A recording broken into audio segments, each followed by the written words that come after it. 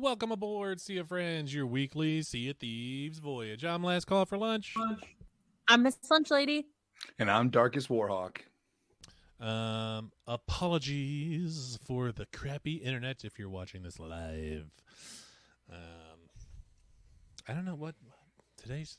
It's like every other week. I feel is like a shitty internet week for when we. Well, the weather is wild here. It's fully snowing. We have a couple of inches on the ground, and I'm gonna need it to stop. Yeah, it fucking sucks, man. It was 70 degrees a week ago. Yeah, that's crazy. I was just say it's just crazy how the Midwest or different areas like all of a sudden are super warm, super cold. I know I was gone this weekend into the Midwest, and when I arrived, it was super windy and rainy. And then the next day it was like actually kind of nice out, and then the day after it was freezing again. So you never know what you're gonna get. Well, I'm looking forward to next week when we're gonna be in Florida, and it's gonna be 70 and sunny all week long. That's the goal anyway. Let's hope for no rain showers at Disney World. No. Fingers crossed. Boaz, what up? Didn't know you guys were going live today. What did I miss? Just us saying welcome. we just hit record, buddy. This is gonna be our ragiest episode, probably. I don't really like to be that guy that complains and about the game because it is just a video game, and there are some podcasts I've listened to in the past where people just sit there and shit and complain about games, and I'm just like, I can't listen to this because it's just fucking, who cares? But that's gonna be if that's gonna be today and only today. If we have any issues with the game, we're gonna get it off our chest because we all kind of raged a bit last week. And well, the reason that I don't like to listen to like ragey podcasts or ragey whatever, like ragey reviews, like I don't like to read them because I don't want preconceived notions. Like or if something doesn't bother me, but then I hear somebody rage about it, then I'm like, oh yeah, that is really annoying. So I don't want to instill that in people. That's why we try not to do that. But we had a pretty frustrating gaming session last Sunday. And the whole time we were playing, we were like, we got to talk about this stuff. Yeah, it definitely made for an interesting time, so to say, in the season. Not that it was necessarily anything over the top, and a lot of the things that do happen, I think that a lot of people do rage about within Sea of Thieves. It's stuff that can't necessarily. I mean, it can be fixed, but it's a more difficult problem than what we generally see and know about. So the things that I think that you're going to hear today more so about raging is going to be about things that are a little bit easier. I would at least think a little bit easier to fix or change for the better, and just need to get it off our chest, I guess. So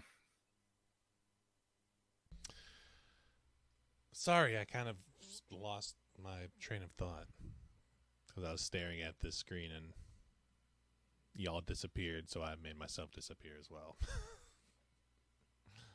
Did want to be the lone survivor? Yeah, I don't want to be like the one face next to two letters, so now I'm a letter as well. Guys, I just looked it up, and it's like the low 80s all next week in Orlando. I'm so excited. Woohoo! Where is everybody? Crappy internet today. That's what we were saying. Crappy internet today. All right, let's start raging. I feel better. How about Fretcher.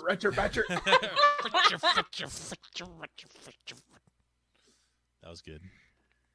All right, so first up, a rage topic of rage. Foffs, man. What's the deal with Foffs?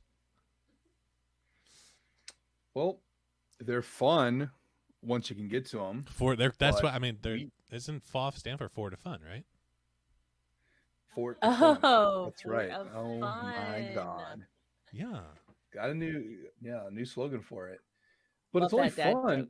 It's only fun if you can get there. And I say that because for one, being one of the highest renowned forts or events you can do, if you're not there the moment it pops, I don't think you can ever get there. because the timing on it just seems to disappear. And I can't tell you now, I guess it was the last straw, but again, as always, as we make our way, we see it pop, we head over almost immediately, sell what we have, or get our last supply. And by the time we get there, it's gone. I mean, we are literally a quarter of a block away, and the fucking cloud disappears. Like, we're right up on it. Like, we had to have been a half a second away from hearing that music. Yeah, it was crazy because, as we pointed out in when we streamed it, but we were so close. I don't know how we didn't hear the music. I was literally just in the middle of a sentence saying, "All right, guys, get ready. We're here. We made it." And then Casey's like, "And it's gone." I'm like, "What?" And it's gone. The smoke just disappeared. It left. We got there, and it was probably 10 minutes of sailing just to get there. And again, we went right towards it, and it was already despawned by the time we got there. And it was just so frustrating because we went to a Ashen Wind later on that we were further away from the island and heard the music, and it was up for absolutely forever. It felt like, in the time. So it's just why I get it. They're lucrative, but they seem to go so quickly away if nobody starts them. And that's not the case for the other events, or at least appears, because those things could be up for forever. As everyone knows with Flameheart, rest in peace. No, rest in unrest. Rest in peace, as. I don't know. I'd have to look it up. So I'm just talking out of my ass here. So who knows if I'm correct, but I don't know if the FOFs pop at, I know they don't pop at every fort, but do the forts that they can pop at, are they further on the edge, like the outskirts of the map, so that people are less likely to like sail by it and accidentally trigger it? Because I think that's what contributes to like one world event staying up and live for a long time, is that people might accidentally trigger the start of it, just sailing by, trigger the music or whatever. That's why Flameheart would be up for like 2 hours, and then one night, like literally the Ashen Winds was up for 2 hours and nobody was doing it. But we could see it. But that's the thing with the Ashen Winds. It doesn't start until you step on the island. Like, that's what triggers. So, like, sailing by. It's not just somebody sailing by? No. It doesn't trigger till you actually step on the island. And that's when the Ashen Lord activates. And maybe obviously that's how Flameheart was, because there was no islands for it. You just got near his clutches, and that's when it started. But if it was up for that long, if an Ashen Winds was up for that long, and you couldn't trigger it unless you step on the island, then were people just going and getting what they needed out of that island if they were doing a vault or doing a dig and then bailing? Well, I wonder too if it stays up maybe longer now as a precursor, because they took away, I think for the longest time they had the skelly ships taken away, right? So they're not doing the fleet. All of a sudden with the fleet call wasn't popping with the new forts, and then all of a sudden you have really just a Fort of Fortune and the Ashen and a normal Skull Fort. So I guess I don't understand why I didn't just switch to the normal fort, possibly after that long time. But yeah, I don't know. It was up for a while. And to your point, we were up and around the area, so we had line of sight of that island the whole time and never saw a ship unless it was that good of hiding the whole time. But well, and so FOFs are like doubly frustrating, right? Like, it's frustrating in game. I countless times. I really can't tell you how many times that we have been nearly there and the fucking thing despawns. But then also, just from like a variable point situation of like other players. So nobody wants to do the FOF until they see another ship doing the FOF, and then they want to go fight that ship. Right. And that's, I think, the rage part too, which it's hard to rage about. It's easy to rage about it, but it's hard to also rage about it because to each their own. Everyone has their own play styles. I am the first person to say, you do you, boo-boo. But it is frustrating when you're doing it, and especially in ours, when we could see the damn people off in the distance. You're not fooling anybody hiding on a rowboat. Okay, we see you. That's what it's fun. Either come and fight or don't be a I coward totally with it. forgot about that. Okay. Those like that rowboat of like 3 dudes just Fuck chilling those like robo way over. kids.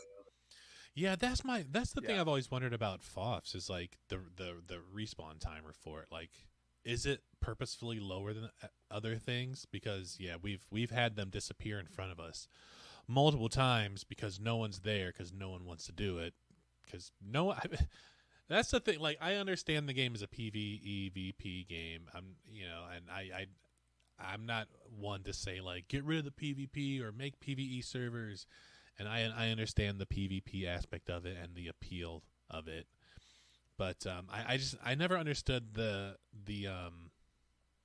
like, I don't know, just not doing stuff and only wanting to take.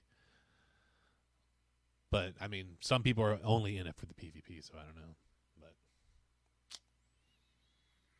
I mean, I know FOFs are frustrating. Even once you're on island, it's frustrating if you aren't like well stocked. If you don't have a ton of weapons, I mean, there's ways to do it quickly. But if you're doing it with the basics and you don't have fistfuls of fire bombs and Disney sticks and your ship's close enough to hit with cannons, then it can take a long time.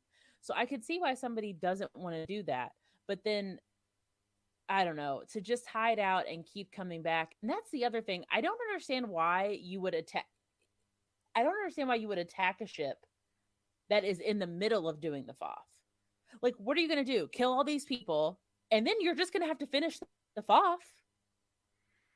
But so I get that if they actually do finish it, most people just want to watch the world burn, I feel, and they don't finish it, and then they leave it be halfway completed.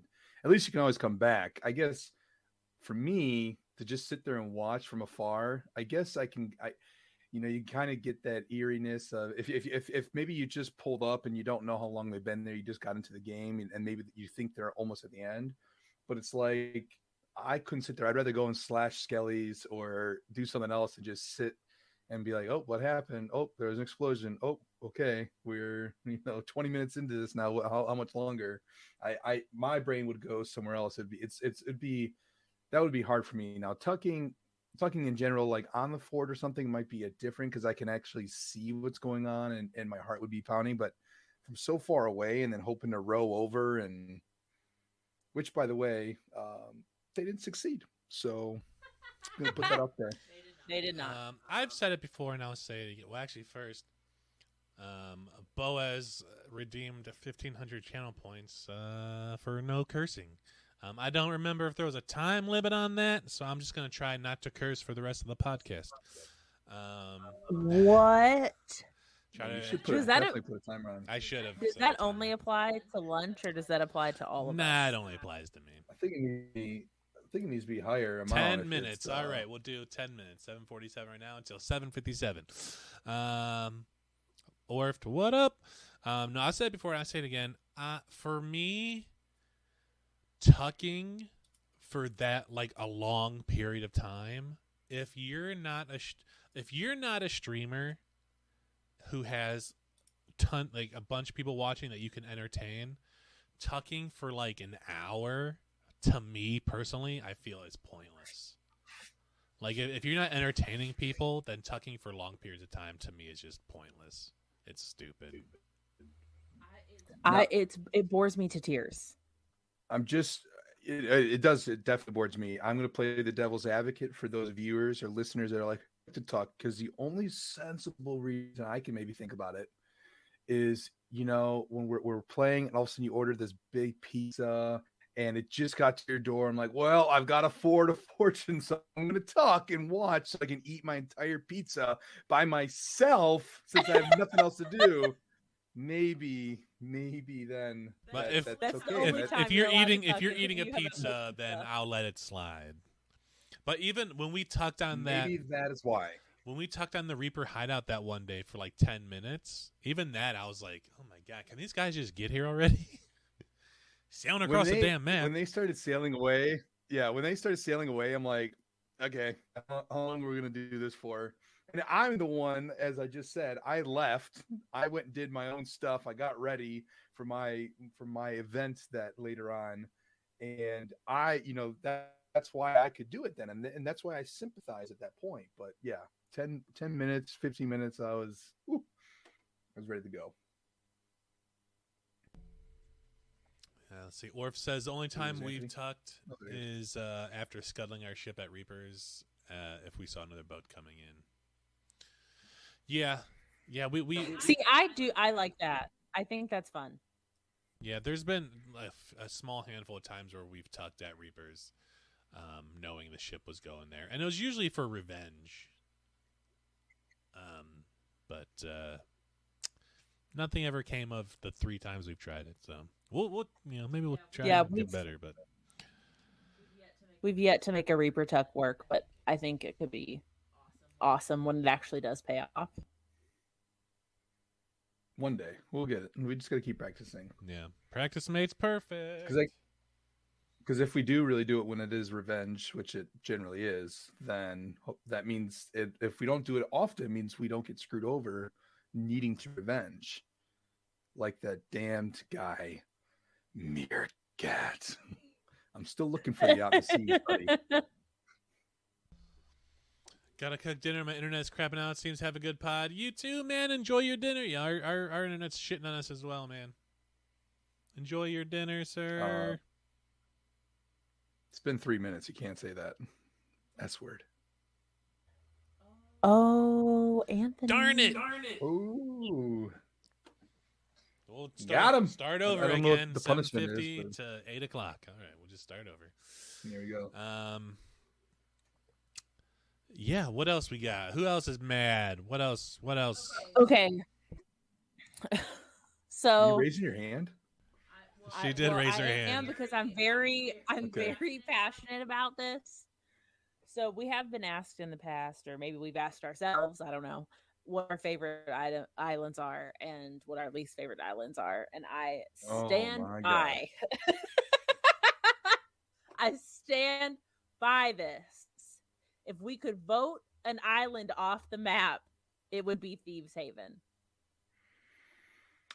I didn't agree with you for the longest time. I actually enjoyed Thieves Haven. It felt like, some fantasy actual island, a real hideout until we had to do that damn Thieves Haven run for the 5th and final, probably. That was ridiculous. And I think this kind of ties in with that, and my other beef is that the respawn rate still, when you're doing an Athena, at least it feels like, is ridiculous. When you're on Thieves Haven trying to dig, and there is just spawn after spawn, you just kill the skellies, and then you get, the ocean crawlers come, and then you get ghosts that come up and want to F with you there too. And then, then you finally look at your map, and then guess what? The skellies are back, and they're all boom barrels, and you're dead again. So it was rough. I mean, and maybe it was just a rough day, which it definitely was at that point. We were playing for a while, but that was just rough in general. And then Thieves Haven was, yeah, I share the same, I share that viewpoint a little bit, but I don't know if I'd vote it out because you got to have that necessary evil to push you through in the game. I avoid that island at all costs. These boys talked me into Athena runs. That's not true.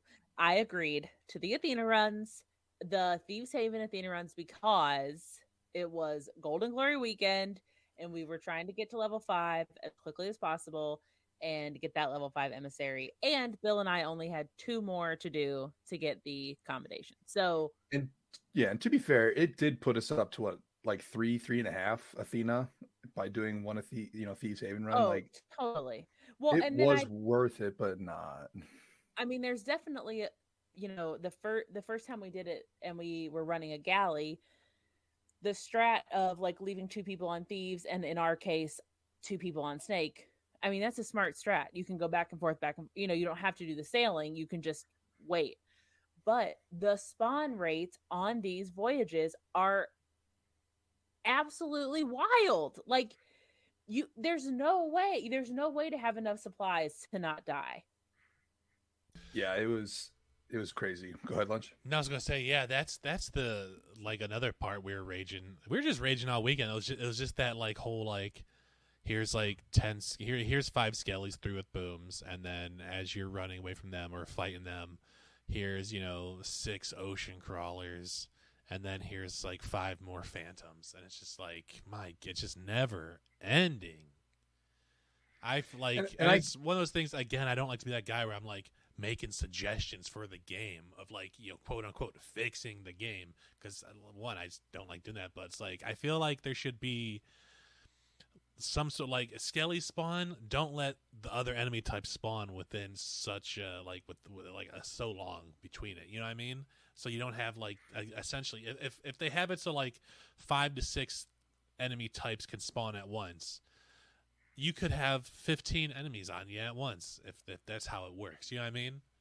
Of like 5 phantoms, 5 skellies, 5 ocean crawlers. It gets to be way too much and overwhelming. And I understand, these are Athenas and these are the end game stuff, and they're supposed to be hard. But I feel like there's a difference between like raising a difficulty and then just throwing 1,000 things at you. Right. That feels just like lazy to me. That's how I felt with the Division, with the Division endgame raids. Is like they weren't necessarily, they were only hard because you had literally 200 enemies coming at you at once. Like that's not difficult. That's just kind of annoying, really. Like that's not something you can work on to get better at. Well, and on Athena, correct me if I'm wrong, but on Athena runs and stuff, the enemies take more damage anyway, so it's not the normal 2 or 3 hits. You gotta get them right. It's like 6 hits. So also when you have skeleton. 10 people spawning on you, I mean literally, and the ghosts, the phantoms that day were going off the chain. I mean, I was getting hit from across the map. It felt like all of a sudden I just see the ghostly trail, especially the one time where they hit the mega keg and definitely destroyed me for no reason. But yeah, I mean, it got to be not unbearable because obviously we kept playing, but it was just, it's hard to keep the motivation up to do Athena's when all of a sudden it just, because it happens every time. And I feel like it's just Athena's where all of a sudden we're just bombarded by enemy type after enemy type. And again, I know it's hard, but people are already seeking you as an Athena, and then they have this that obviously pushes you back. And again, I want it to be hard, I want it to be difficult, I want it to be worth the while, but man, that if it wasn't Golden Glory, I don't know how much longer we would have stayed on it. Well, and this is why I don't do I very rarely do Athena voyages in the Roar, because it's all of that plus explosions and geysers. Yeah. Boa said he's also raging, he's mad. He's been trying to get someone this whole weekend to do the new adventure with him, and nobody would. Well, reach. To H with them, man. To H with them. Good try. I got 3 more minutes, but I'll try to figure out a way to give you some points back, man. I'll figure that stuff out. So have they? This used to be a thing, and I don't know if they patched it, but you could throw down an Athena voyage and also vote up the first tall tale, and the skellies wouldn't be as hard. No, I think they patched that. Well, that's unfortunate. Not that we would. We would never. Oh my God. Thank God they patched it. Happy they patched it. Yeah, jeez. Especially with the unlimited spawns of enemies over and over again. Love they patched it. We love it. We love the unlimited spawns. Keep it. Get rared. What else we raging at? You know what really else grinds my gears? What grinds your guys' gears? When you can't find the droid you're looking for? Haven't found the damn Shroud of Ghost. That's when I can't find the fucking Shroud of Ghost. All the countless days we have in this game and haven't seen it yet. I can't even talk. I've only done it for a year. For everybody else that has been on here for years. I'm raging for you. I would say 4 years no Shroud of Ghost, but really like 3 years, because Shroud of Ghost I think came after that first year. I don't remember when it came out. Years. No Shrouded Ghost. We'll get it one day. Yeah, one day we will see it. We're just gonna go out and we're gonna get every single megalodon we see. I'm gonna swim in the water for sharks just to piss off the Shrouded. I'm gonna kill its the little shark friends and the mags, and we're gonna get that guy. guy or girl. I don't know the shroud of this, but we're gonna get it. We're gonna get it. There are they. Boaz says the storm, trying to get the white lightning, trying to get the white light. Oh, and, the lightning won't hit you. Girl. That's another one, man. What the fuck? When you're trying to get the lightning, it's like it knows. It's like it knows that you want it for the Fort of the Damned. Yeah, it's that, and even the sharks to get the blue light. In my opinion, like we tried every different way that we thought we could get the lightning or a shark. I think I swam.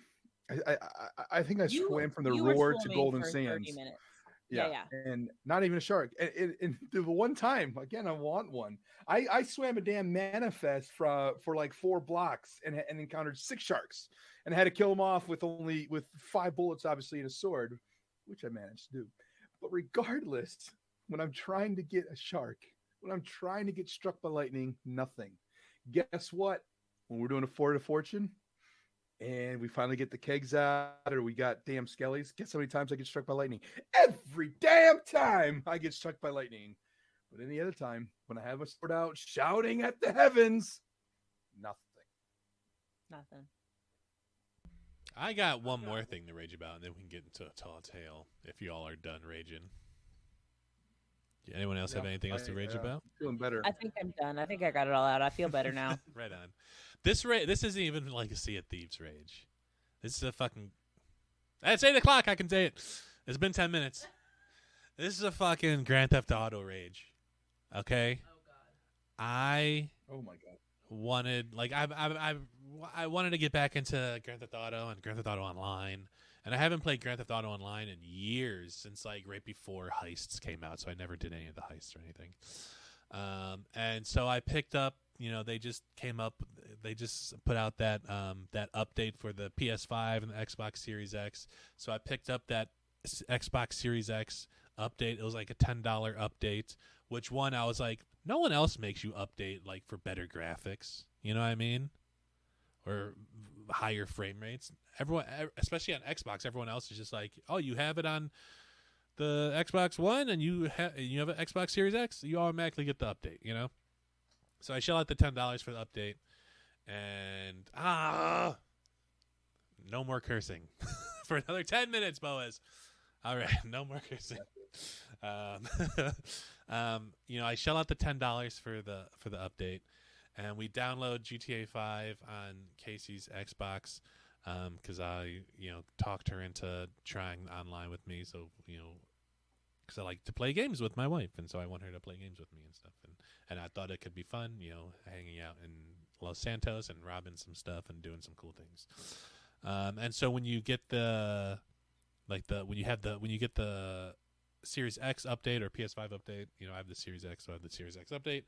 That gives you like $4 million, and then it's like start a business, and you can pick one of the businesses there in the game, and you then have to spend like $2 to $3.5 million of those dollars before it lets you finish to go into the game. So you have to buy like a business, you have to buy like a car, and then some weapons and stuff.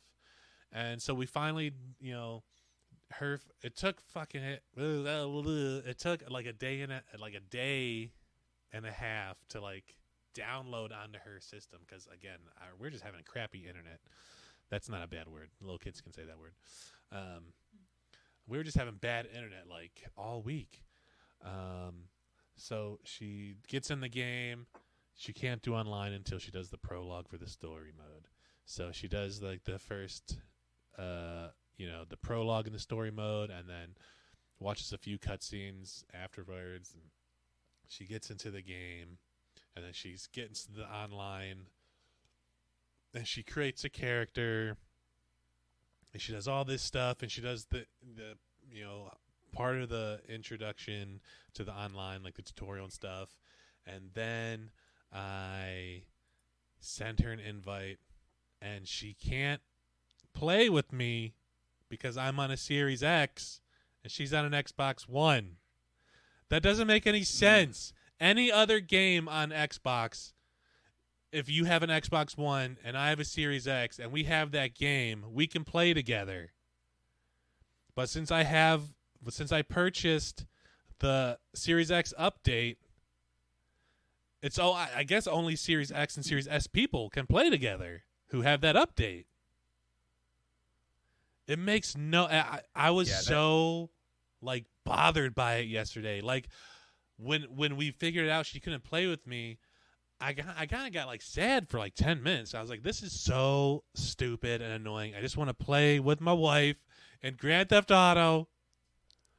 Because like the story mode for Grand Theft Auto 5, like Grand Theft Auto 5 is one of my favorite games. I think it's just brilliant. It's phenomenal. I could just have fun with that game nonstop. And so I wanted to give GTA Online another chance. And I just wanted to hang out with her in this city that I love to hang out in, this virtual city I love to hang out with so much. And we couldn't do it. Oh, my butt is hurt. I'm butt hurt. Well, it makes it so much worse too that you had to start it up hour, 2 hours, whatever it might be, to get into that scenario just to link up. And that's then when you actually found out. I mean, to put that much time in and then find out you can't, it's just crazy.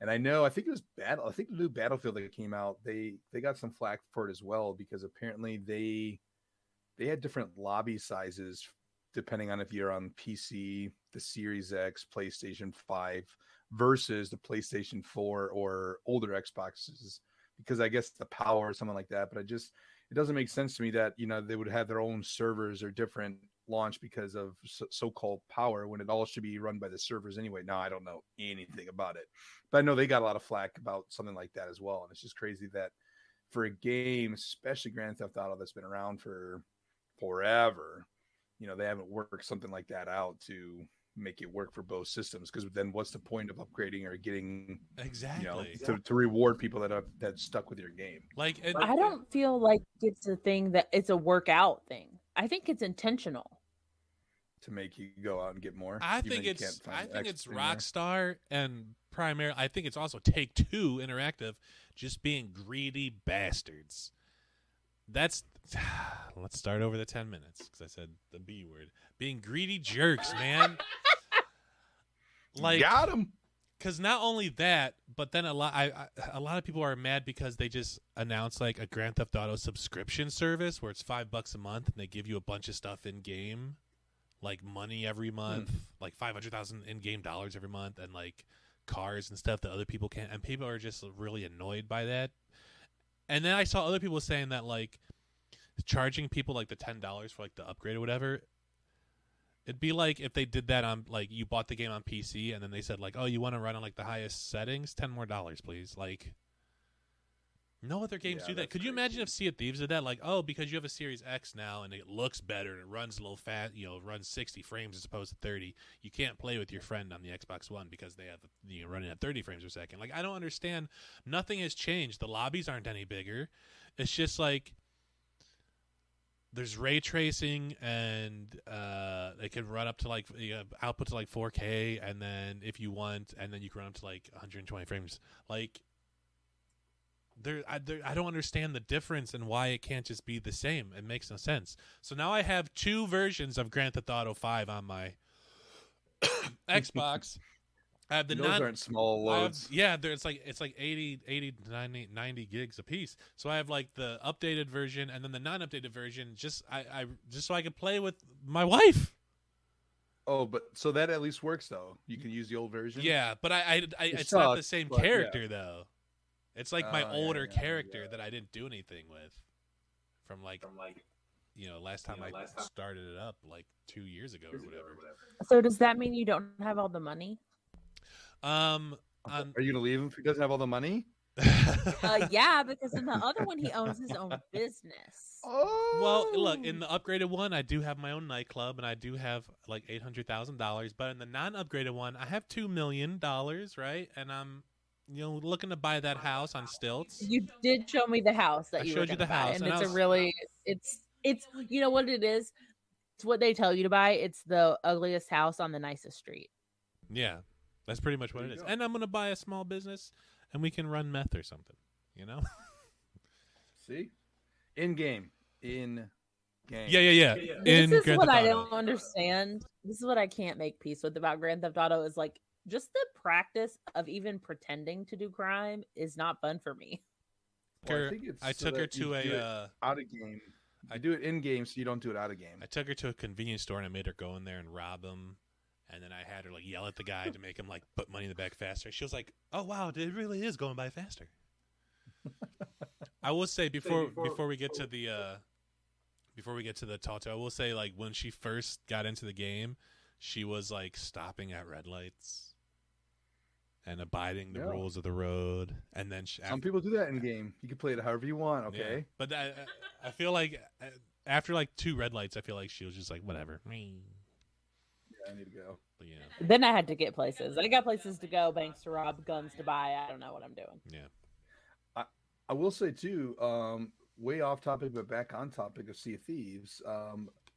We did do this podcast obviously a little bit later in the week because of conflicts, but Summit 1G is playing Sea of Thieves right now, guys. Oh snap! He's back in. Whoa! He's back on the seas. That's right. Doing that new adventure. Summit, man. Summit is. I feel like he's the guy that made tucking popular, and I don't have a problem with that. I love Summit, so I think Summit's great. But I feel like not a lot of people tucked until he started tucking a lot. Boaz has over $9 billion in Grand Theft Auto Online. You play on PC though, don't you? You can't join the lunch tiers. You're doing all probably hacks.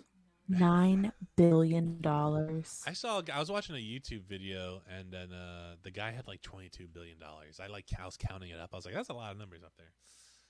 All right, before we get to that, no hacks, he promises. I believe that.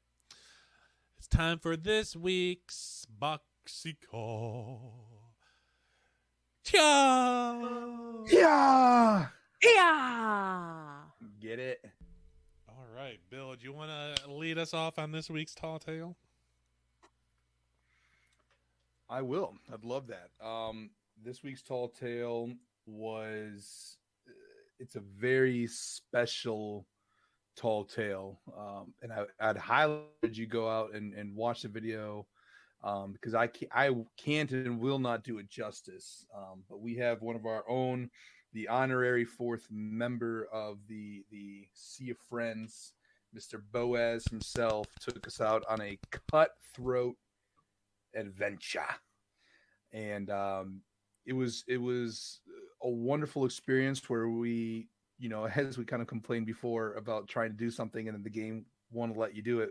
We were trying to get into to the correct outpost because of what was to be ahead. And it took us a while, but once we finally did, we were greeted by a shadowy figure into the outpost. And it was just a very mesmerizing, movie-esque like time that I was smiling the entire time we did it. So basically what happened is we got to role play a little bit. We had some little backstories of our characters, and Boaz took us out and taught us what a true cutthroat is and what it means to be a cutthroat. Again, I don't want to cut it short, no pun intended, from it because I can't do it justice. He put together a wonderful story, and again, won't want to ruin it, but took us out to a few islands that, to prolong it into their secret lair of what a cutthroat is. And it was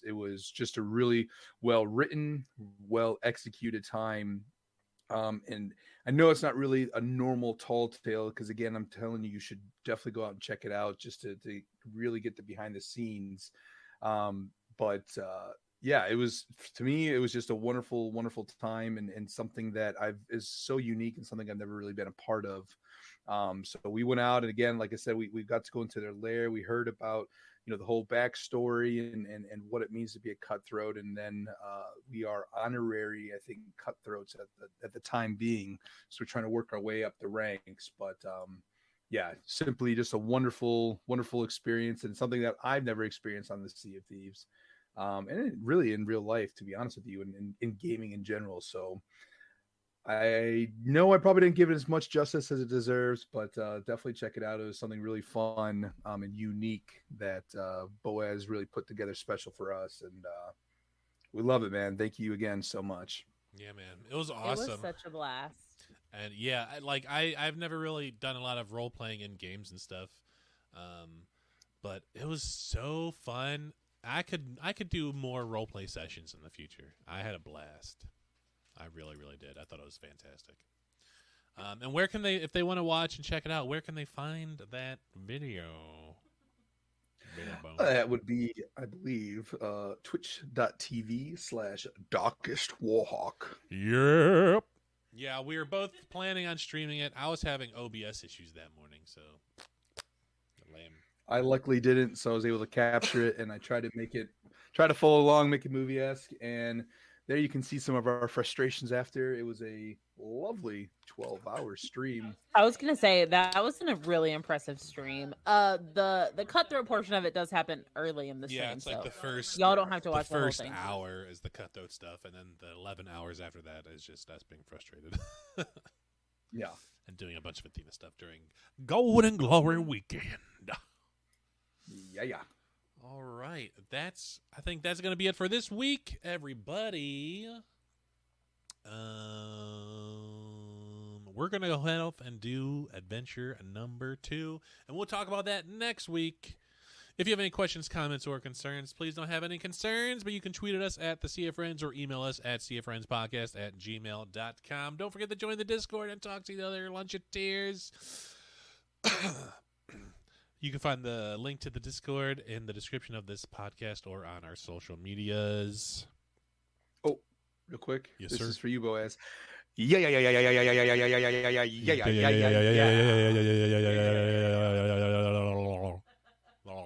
Now I'm just like moving my tongue. Yeah. Oh my gosh. Will you see Captain Jack will chronicle our legends soon again? Oh, we will? Okay. We'll be looking for the invite. Until next week, I'm Last Call for Lunch. I'm Miss Lunch Lady. And I'm Darkest Warhawk. And remember, it doesn't always have to be a Sea of Thieves. Peace. Bye.